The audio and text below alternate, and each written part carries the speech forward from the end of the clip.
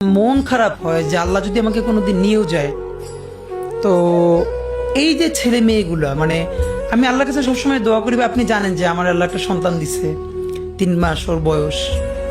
আমার বাচ্চাটা তো আমি 3 মাসে 30 মিনিটও খুলে নিতে পারিনি।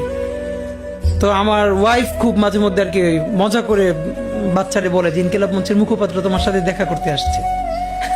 তো আমার এই প্রথম মনে হলো কি যে আমি ভাইয়ারে বলি, ভাই আল্লাহ যদি আমাকে নিয়ে যায়, আমার বাচ্চাটার দিকে একটু খেয়াল রাখেন।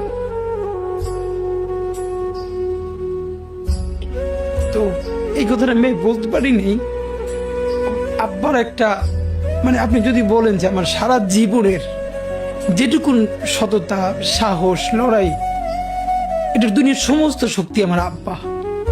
আমি যদি কিছু হইলেও করতে পারি সততার সাথে, আল্লাহ যদি আমার রহম করে, তাহলে আমার ছেলে, আমার পরিবার, আমার ভাই বোন, আমার ইনকিলাব মঞ্চের ভাই বোনগুলো, এগুলো আল্লাহ দেখবে যেভাবে আল্লাহ এখন আমাদেরকে দেখতেছে। সুতরাং কারো কাছে আর কোনো প্রত্যাশা নেই।